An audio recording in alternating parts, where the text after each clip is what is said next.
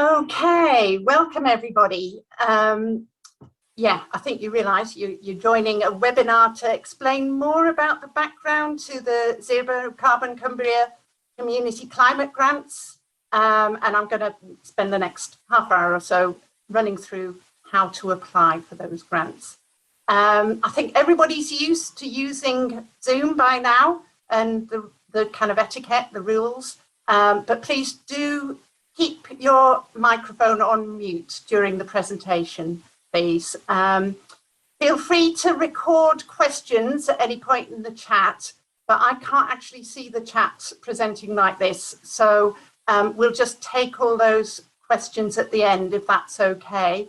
And certainly if you think of any more questions at the end, you'll be able to ask them in person, and yeah, we'll have a discussion at the end of the session, if that's okay. So my name's Helen Atwell. I'm the Cumbria Sustainability Network Coordinator and also a staff member for CAFS. Cumbria Sustainability Network, as the name suggests, is an informal network of groups working in different communities across Cumbria on climate change and sustainability issues. So my key role is to support those groups, both the established groups, but also any new groups which are getting off the ground.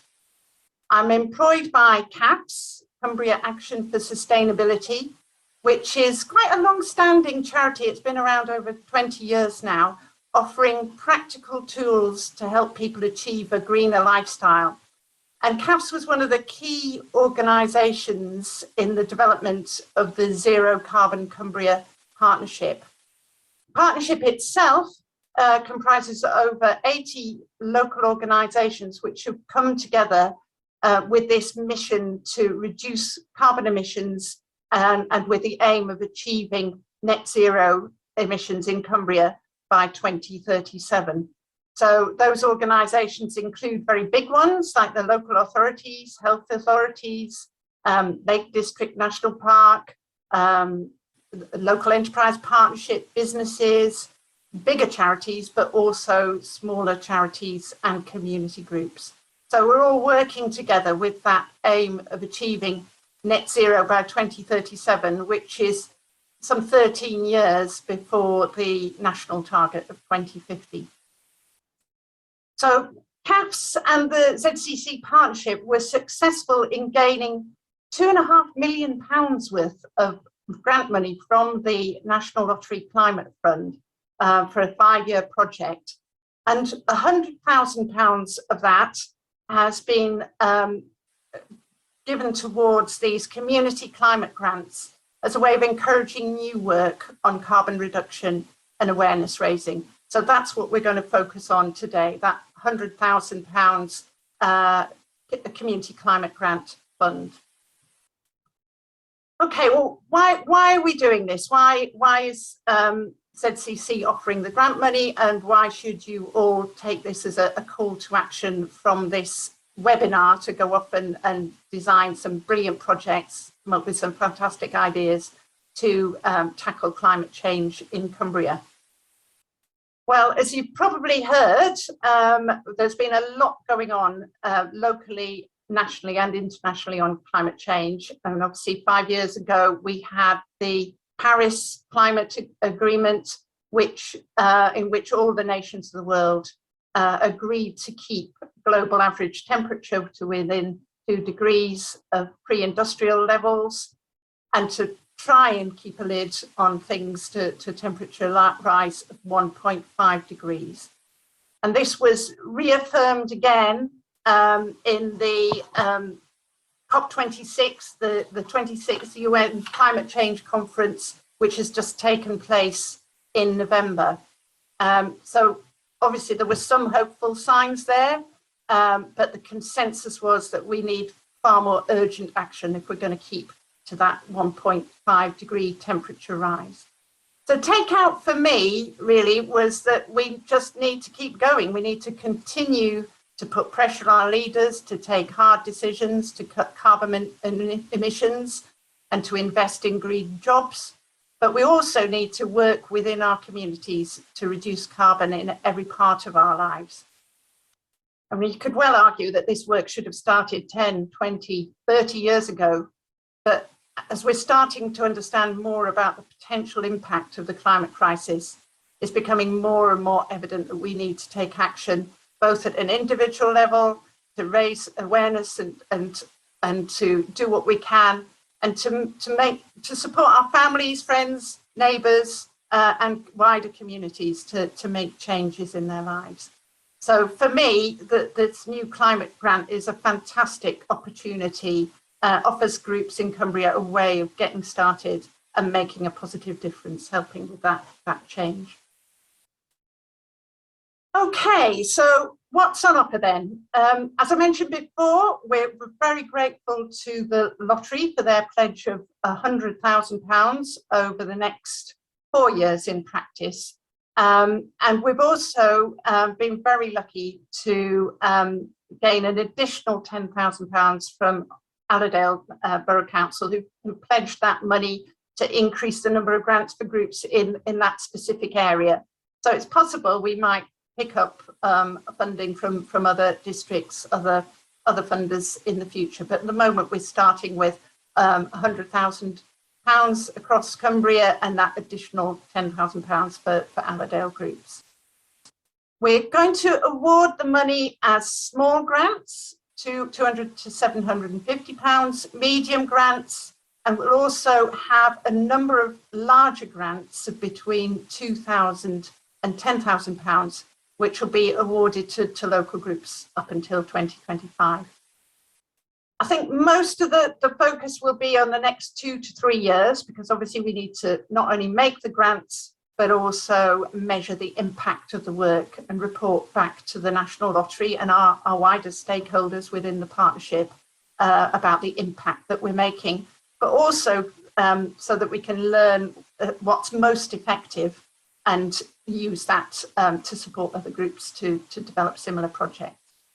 We're trying to keep the application process as light touch as possible, but we do need to ensure that we're accountable for public funds and that we also monitor the work so we can use the learning from the grant programme. So inevitably, there's going to be some paperwork involved.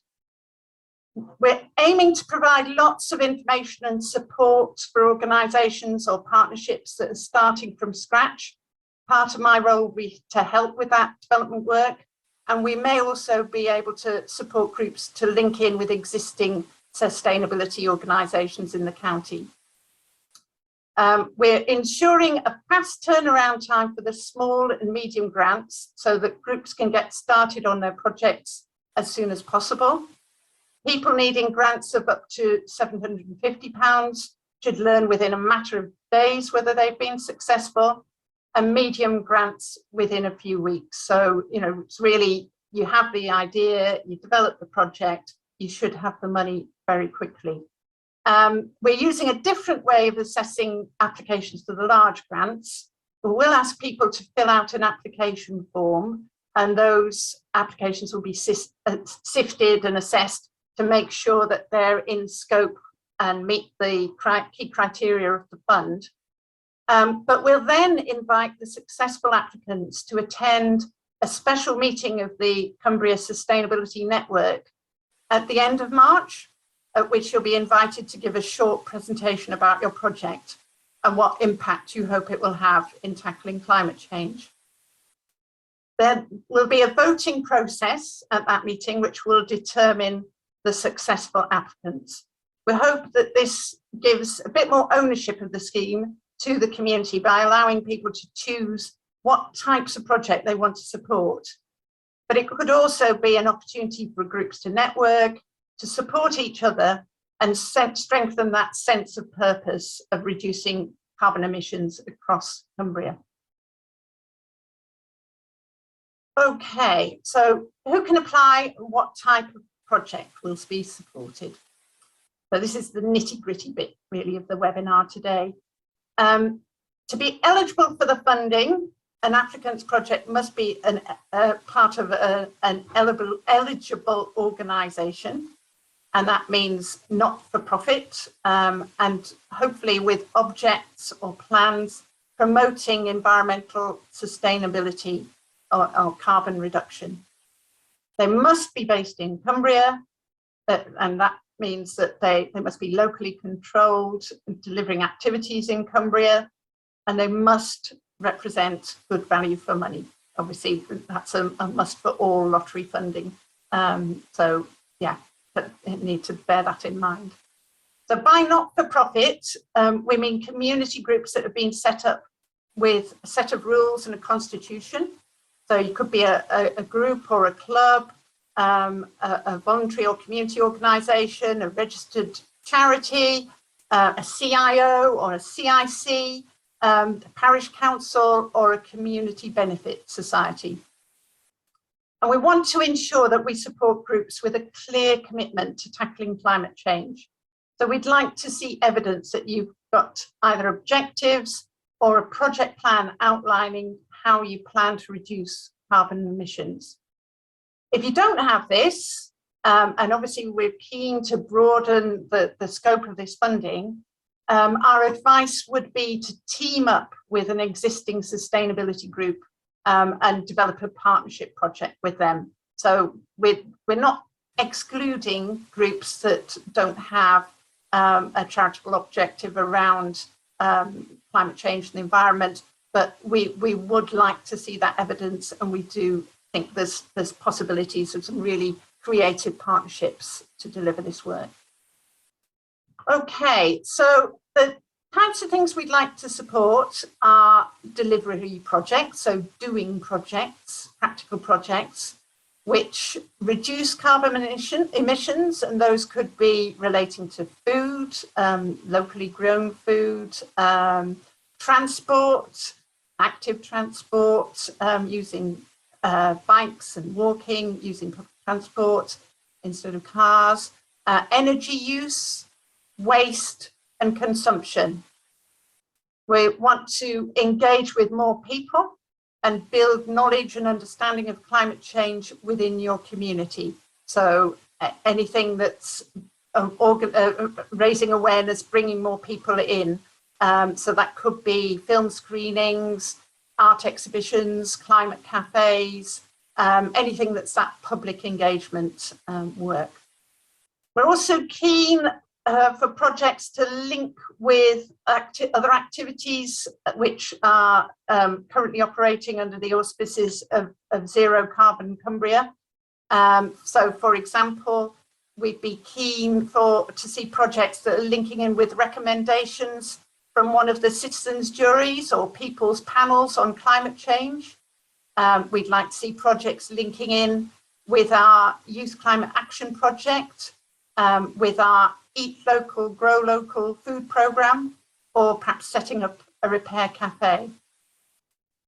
But as well as supporting projects which will have an impact in cutting carbon and encouraging more people to make changes to their lifestyles, etc., we recognise that it's really important to invest in the sustainability of those sustainability groups themselves, to ensure that they're as effective as possible in taking action locally, and also lobbying politicians at a local and national level to make vital changes. So we want to invest in existing groups as well as promoting the development of new sustainability groups. So that could be developing skills and knowledge that will help you have more impact.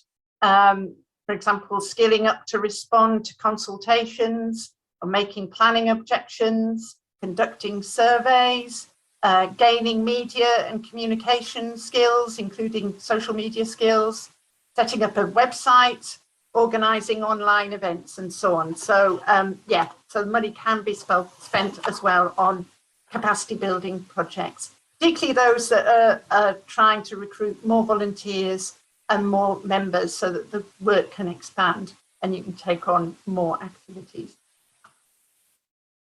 Okay, so examples of the kind of things that we'd love to support are given below.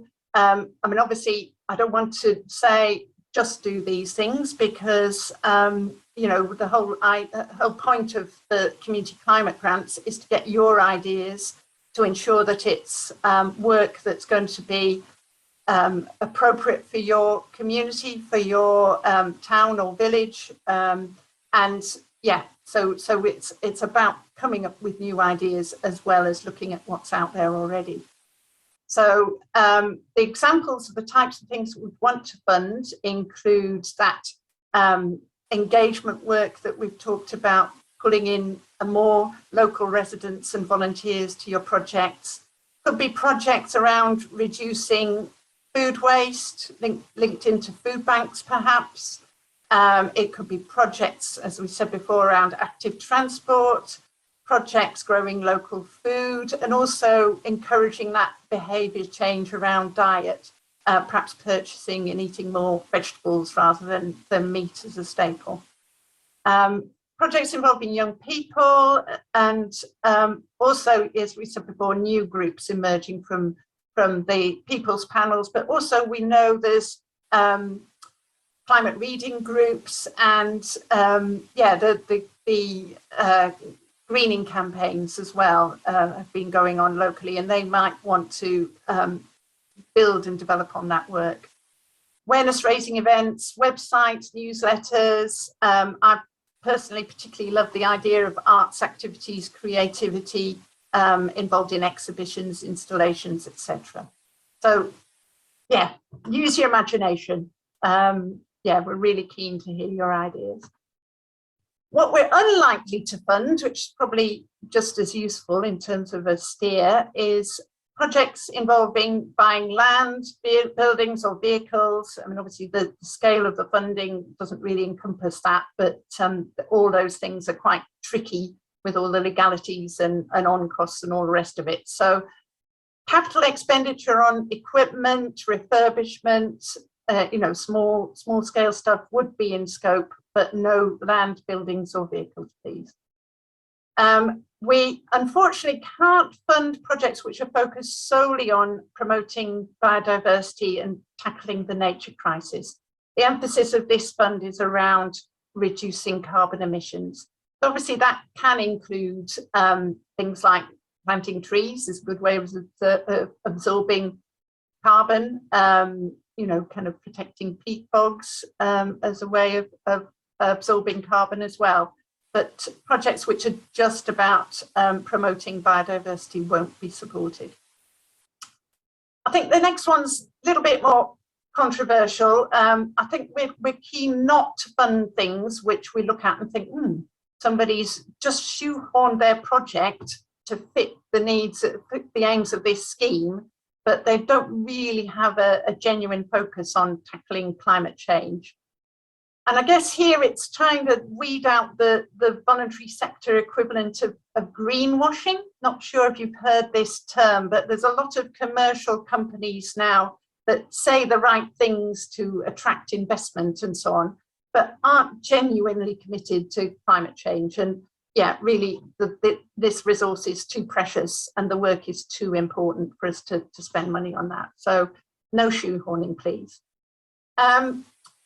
We're not keen on things which are duplicating, doing something that somebody in your area is already doing. We much prefer an approach of linking in and collaborating. Although I'd say it's absolutely fine to replicate a good idea in a different area. There's a real benefit in learning about what works and applying that model elsewhere, you know, tailoring to your particular needs. But yeah, we don't like reinventing wheels. I think that the Sustainability Network is committed to sharing their expertise, and we're hoping to give more of a platform for those groups to talk about what works, you know, what successes they've had. And we want to encourage people in communities across Cumbria to support each other as much as possible. So, you know, I think it doesn't have to be a brand new idea, but it has to be new for your area. Okay, we can't fund anything generating profits for private gain. That's across the board for lottery funding.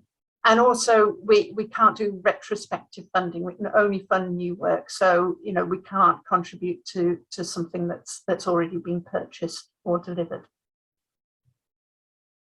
Okay, so in addition to those eligibility criteria and the priorities for our funding, we'll want to make sure that the work is under the partnership's broader objectives of broadening engagement, deepening engagement, empowering communities and citizens to take action, and also that building capability and capacity within grassroots sustainability organisations. We've got some additional considerations which will be taken into account when we evaluate applications. So we will give particular weight to applications from new groups in areas which haven't previously had a sustainability group.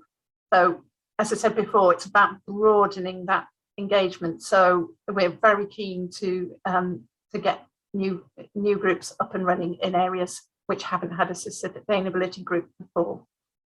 And we also want to make sure that we're supporting people and communities hit hardest by climate change.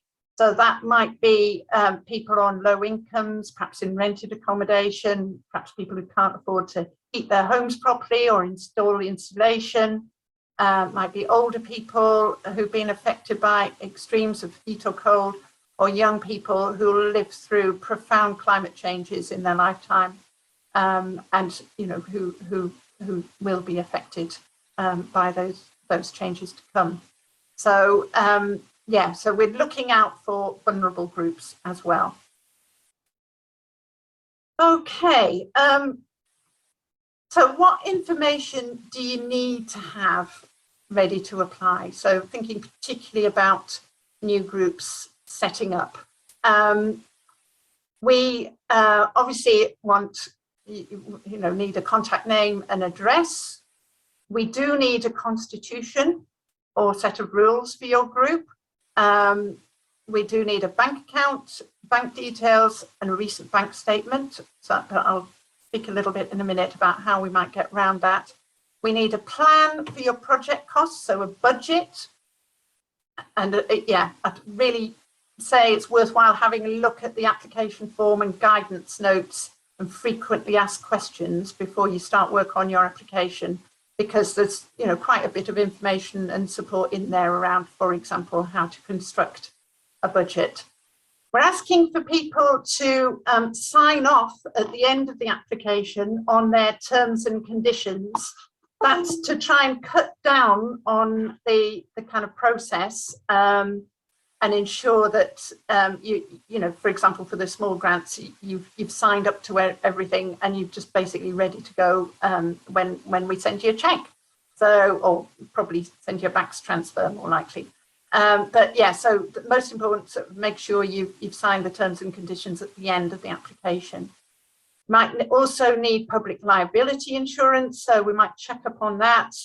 You might need a safeguarding policies and procedures in place, particularly if you're working with children, young people, or vulnerable adults. And you might need a partnership agreement. I'm suggesting, yeah, if you don't have a constitution already, we can certainly support you to develop a set of rules for your group. That's not a problem. And there's other organisations out there as well who can help. An alternative route for new groups, especially those that don't have their own bank account, might be to partner with another more experienced local group to make an application, with a view to using that as a bit of a launch pad to getting set up in the future.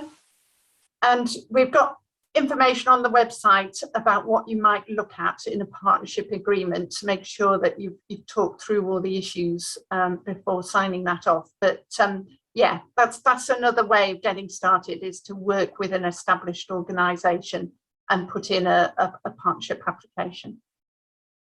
As mentioned before, there's lots of other support and information out there for groups which are just getting going. And the top tip from me would be to have a look at the Cumbria CVS website. There's a fantastic range of information on their development section. And yeah, obviously they're very keen to support groups who are looking at getting started. But the other thing to do would be to link in with an existing group and talk to them about, what they did and how they got going, and use their expertise. Okay, so once you've got all that in place, you've applied, hopefully you've been successful. What we look for once you've got your grant is a number of things. We would need to ensure that you are using the kind of lottery logos and so on, so that the National Lottery Community Fund, or indeed Allerdale Borough Council, if appropriate, are given credit for their support of your project. We need you to keep records of expenditure. There may at some future point be an audit where we need to look back at records. We're not expecting you to send those in necessarily, but just do keep a record of your expenditure. We also need you to keep a record of what you're doing for monitoring purposes. So numbers of people who are attending your events, numbers of new volunteers who are being recruited. Maybe it's about kind of, an awareness raising social media campaign, number of social media likes and shares, any press publicity that you receive. I think it's really helpful for us to build a picture of the impact of the work. We also ask you to let us know if you're encountering any problems. I think all funders would say that they'd much rather know sooner rather than later if you're running into difficulties, because there might be ways that we can help, or it might be that the money could be spent on something different, either within your organisation or by another group. So, do let us know if you run into any problems as soon as you possibly can. And after the project's finished, or towards the end of your project, we would expect a final monitoring report. And it may be that there's other evaluation activities organised by Zero Carbon Cumbria Partnership that we'd ask you to take part in. So there isn't, it isn't quite a free lunch. There's a certain number of obligations that you have to meet if you take up this opera grant funding.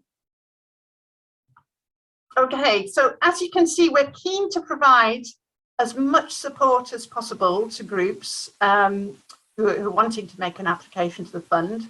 You'll find lots of information on our website, including the frequently asked questions. And as we go along, we can add to that, we can build on that, because we're doing this, from scratch as well. We've not administered a fund before, so it's very possible that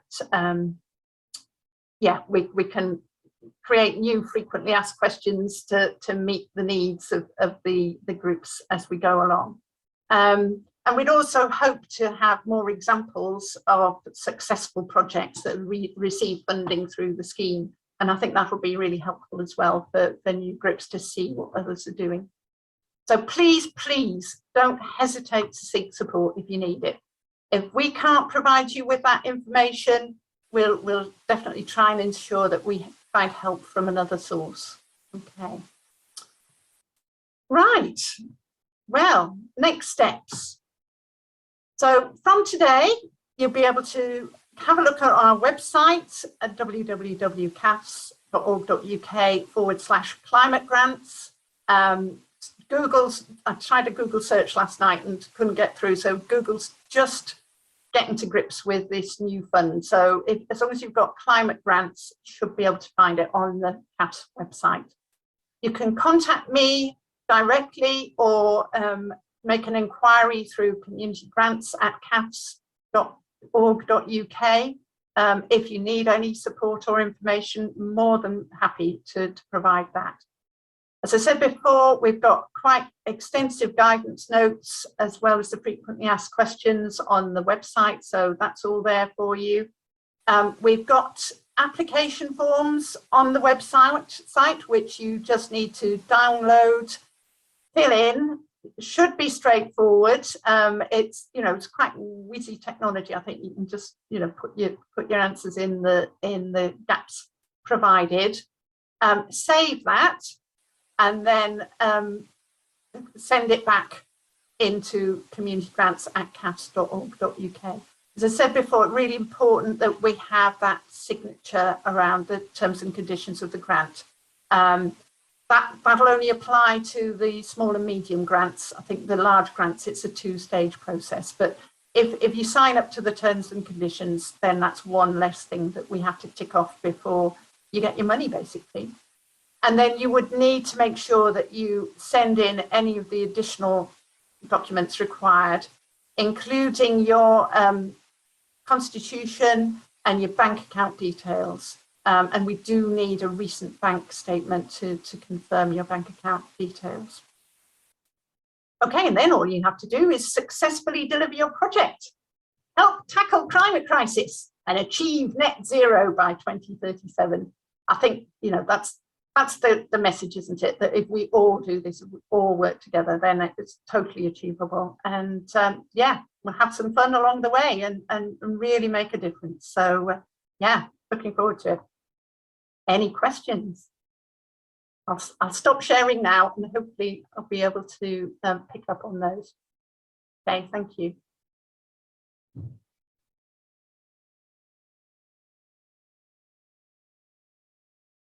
Okay.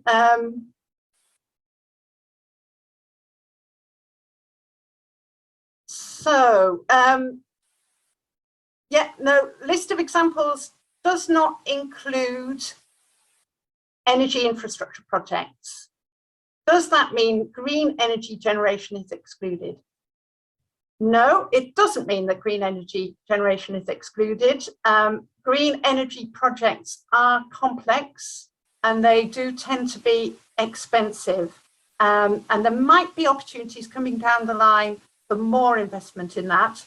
However, I think under our grants, all we could afford would be feasibility studies, a bit of research, you know, that kind of thing.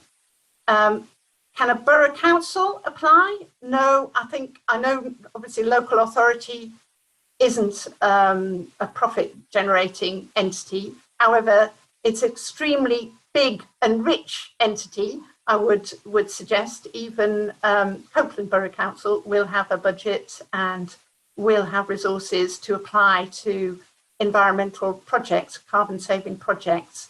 And I think that part of our mission under the partnership is really to encourage all partners to step up and do their bit. So, you know, as I said before, I'm really grateful to Allerdale that they were able to find some additional money for community groups.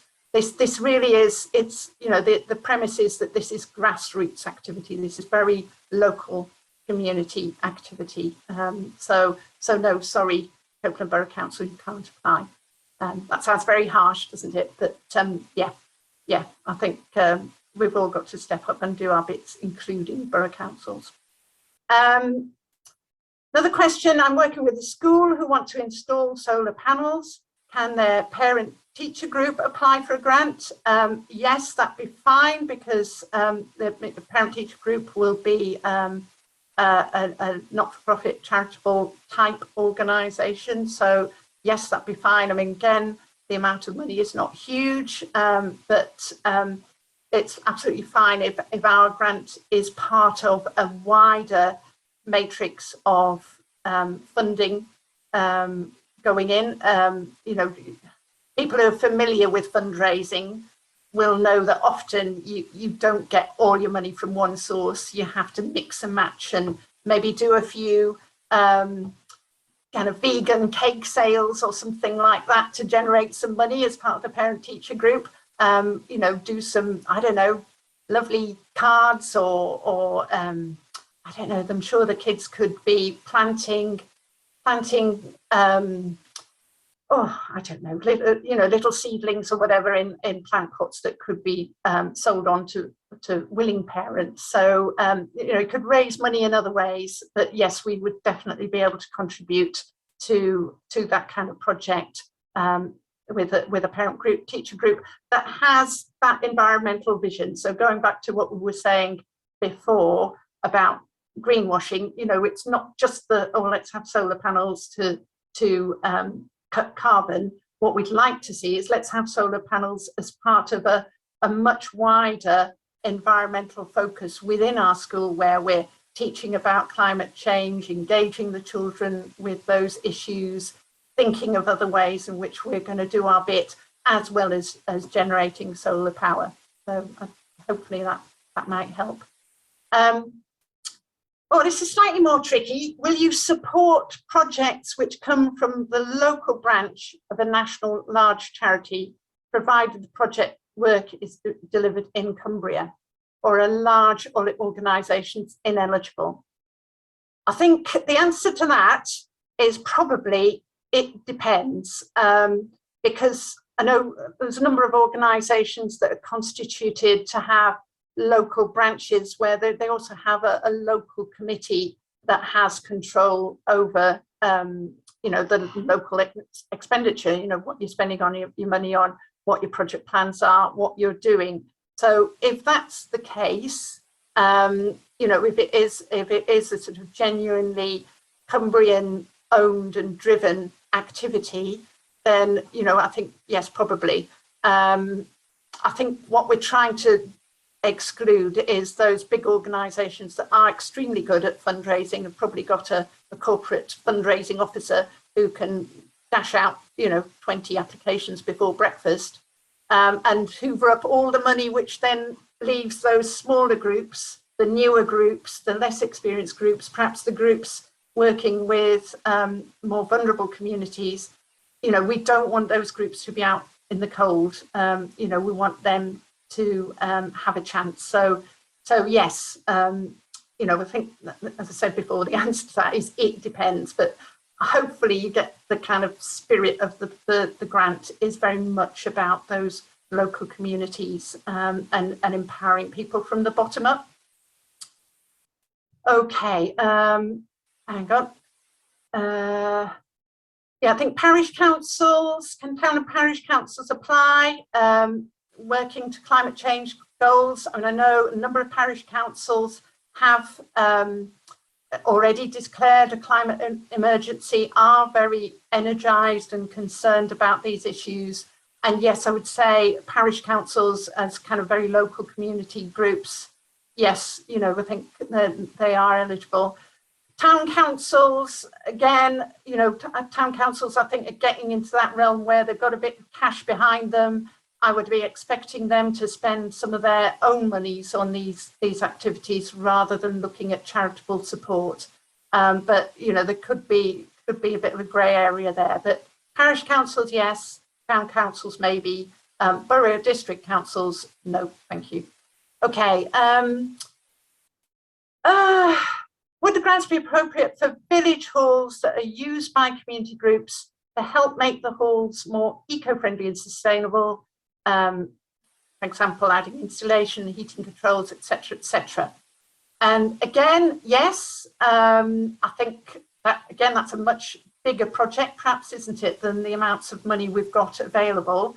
But the other thing we would like to see there is that you'd have this, you know, this wider plan, not only about all the measures that you would take to ensure that your village hall is more eco-friendly, but also how you're working perhaps in conjunction with a local sustainability group or with other organisations to look at how you can get on board with that kind of whole promoting you know, carbon reduction as a way forward for individuals, families, residents in your village. So yeah, so it might be linking in with a sort of wider plan around awareness raising, around engaging people in that mission to cut carbon.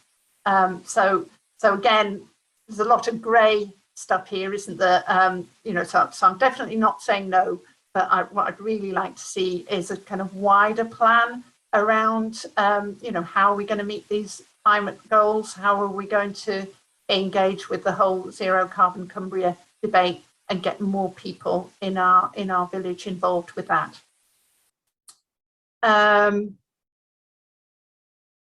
Oh, that's a difficult one, isn't it? Where specifically in mind is this statement: we're particularly interested in applications from geographic areas, communities that have not previously had access to funds to develop projects which tackle the climate crisis. There isn't anywhere specifically in mind, but we do know, I mean, there's some fantastic work going on, and the work that is going on is working across, the spread of members of the community. However, if you were going to stereotype wildly, it's often areas where there's more middle class people, perhaps people who've got, slightly more advantages, a bit more cash in their back pocket, who are, maybe empowered to take more action on climate change because they have that kind of financial cushion to do so.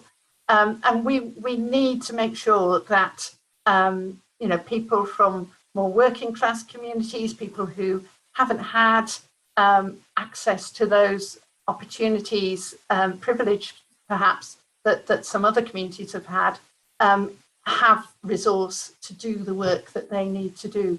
Because obviously this isn't something that can only happen in middle class enclaves. People right across Cumbria, right across the world, have to be engaged in tackling the climate crisis. And great that we've got this extra money. We'd really like to be able to resource those areas or those community groups who haven't been resourced to get involved in cutting carbon projects to date. Another question, is this 100% funding or does it require a match? Could be either. Could be either. I mean, we've talked a little bit, haven't we, about the scale of the funding. Obviously, for bigger projects, it's definitely got to be matched because it won't fund everything. But more than happy to fund small projects 100%. No problem at all about that.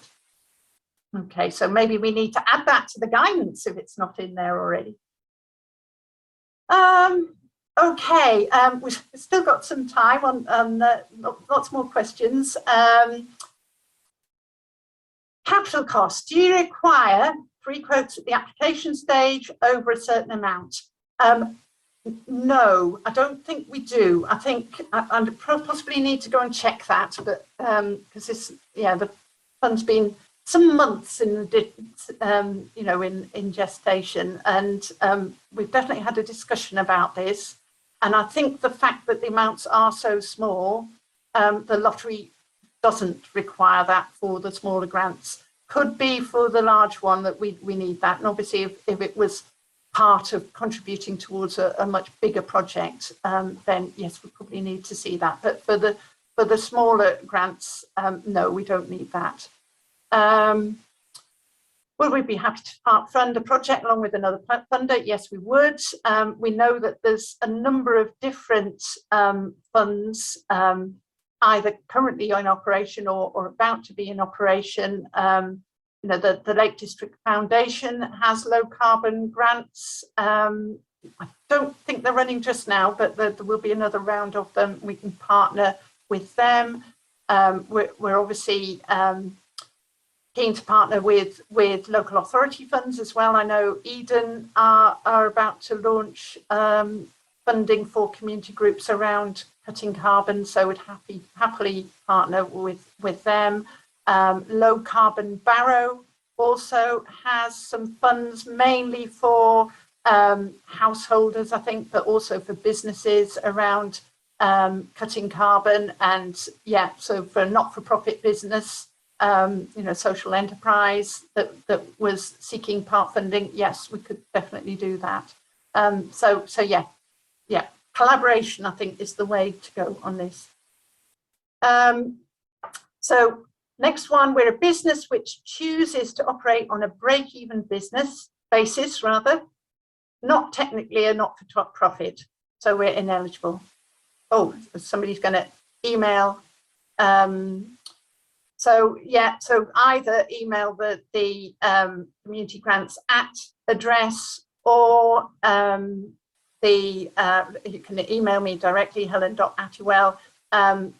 Yeah, in terms of specialist sources of advice, as you probably know, there's a host of different projects within CAF's umbrella, working on community energy projects, working on local food projects, but also, yeah, the kind of whole cold to cozy retrofit, all of that. So hopefully we might be able to support you finding some additional advice. Can one organisation apply for more than one grant?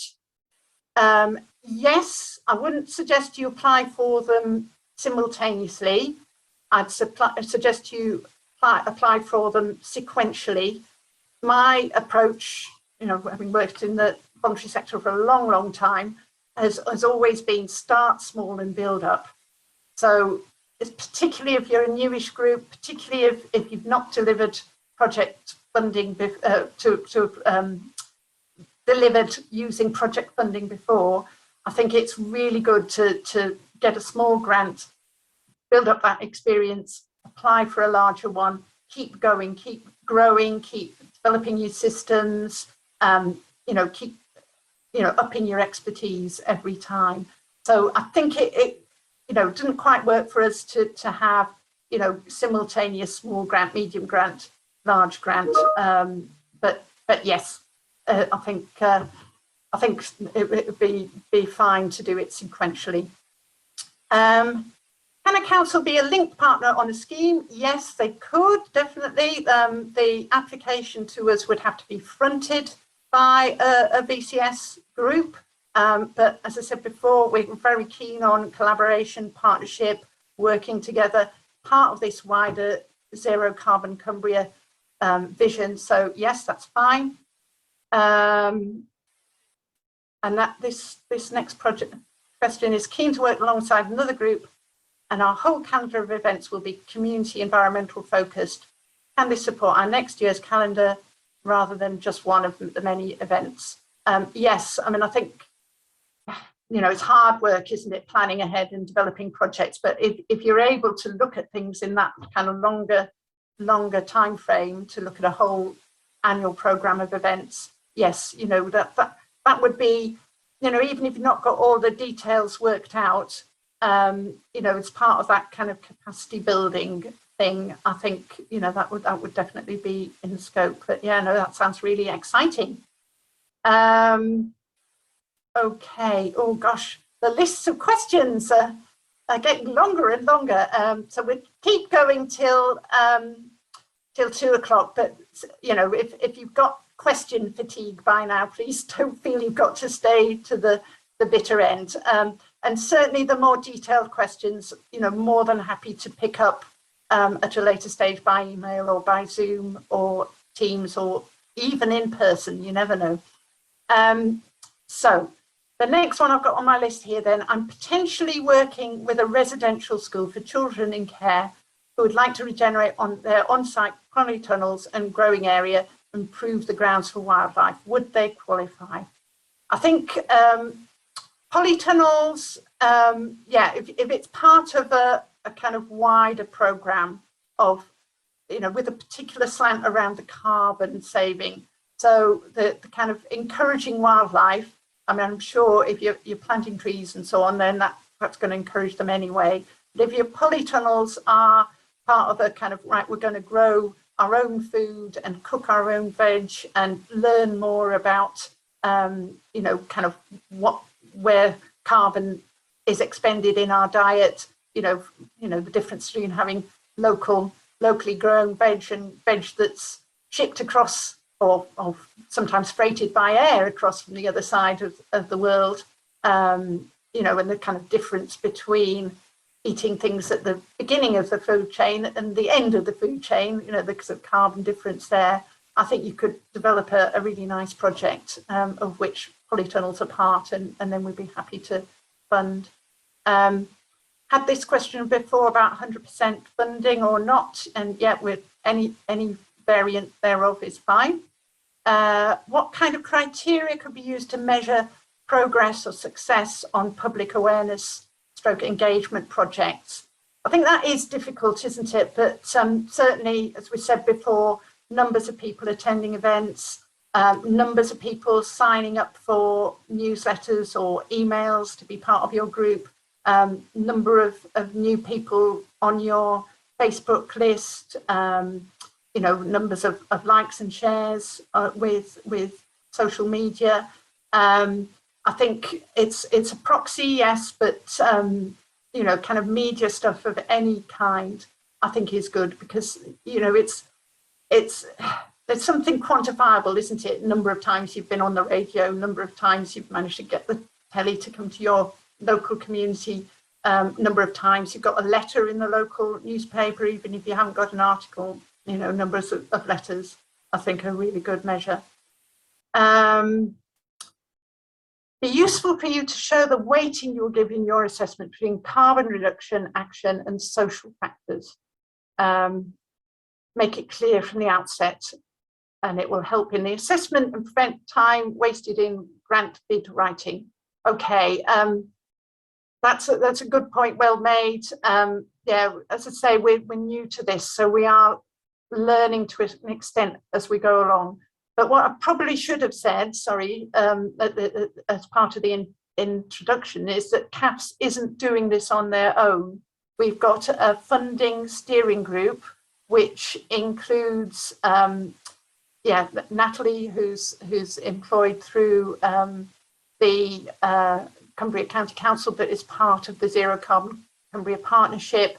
We've got delegates from the Cumbria Community Foundation, so experience and expertise in grant making, and we've also got a number of people from the Sustainability Network. So you know, we've got that engagement with the local community through the Sustainability Network, overseeing the development of this project and overseeing the weighting for the different applications.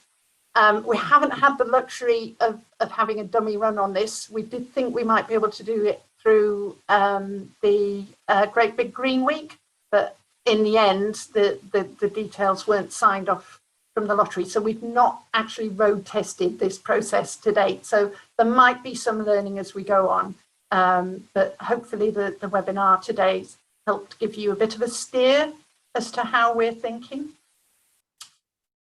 Okay, so if a borough council has zero budget, but only equipment the community group would want to change to reduce energy, would this be considered?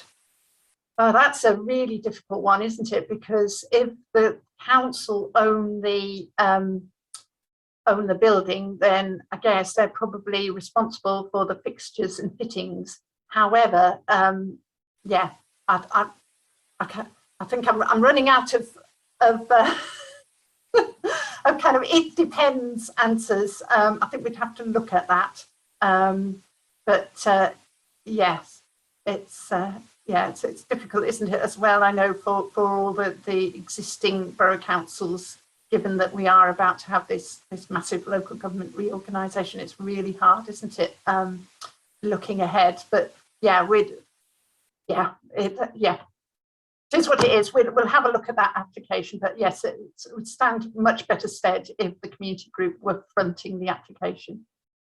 Would this grant be available for a charity to fund a role to support the organisation and its communities to reduce carbon emissions? Yes, it could be. Again, it's not a huge amount of money, but you know, it could be money towards a part-time worker. It could be money towards a consultant, perhaps. But yes, and I think it's a bit chicken and egg, that one, isn't it? Would we fund somebody to do all the work which would enable you to apply for these funds in future? Well, actually, we'd like you to do a little bit work in advance in thinking and planning to support that. When are the grants open for application? Today! You can apply from today. So yeah, as I said, all the information should be up on our website now. There's no deadline apart from the large grants. So the large grants, we're looking for people to apply by the 28th of February. So you've got till the end of February to put in an application. There'll then be a sifting process. You'll be told as soon as possible if you've made it through to the next round. And then we're looking to have this online event by the on the 31st of March, so right at the end of the financial year. So you would then be spending in 2022-23 financial year. But apart from the large grants, the small and medium grants are a rolling programme. So, you know, it's really applying as you need the money, really. So yes, as soon as possible, we're looking forward to it. Okay. And a final question, I think. Will projects to clean the seashore and the roads come under your remit? Oh, this is a sad one to end on, because no, I don't think they will. Unfortunately, cleaning the seashore and the roads are not going to cut carbon emissions. They are going to make the environment much more pleasant. They are going to be a boon to wildlife, and they are going to, ensure that our kind of quality of life, health and well-being is improved. However, it's not going to cut carbon in on its own, I'm afraid. So sad that it's a bit of a downer to say no to the last question, but no, we can't fund that. We're coming up to the end of our 2 hours, so many apologies if I've not managed to answer all the questions. As I said, please do follow up with us afterwards, and let us know if there's anything else that you'd like to discuss. Certainly, I'm happy to get out and about if you'd like more information at a local event, or to distribute wider across your networks. Please do get in touch. But thank you very much for your time. Really, really do appreciate it, and appreciate in advance all that hard work that inevitably is you're going to put into making those applications, and then the applications are hard work, but then the delivering the projects themselves, we appreciate is going to be a massive effort, but so worth it. We've got to do it. Looking forward to all your wonderful ideas, and thank you very much for your time today. Thank you.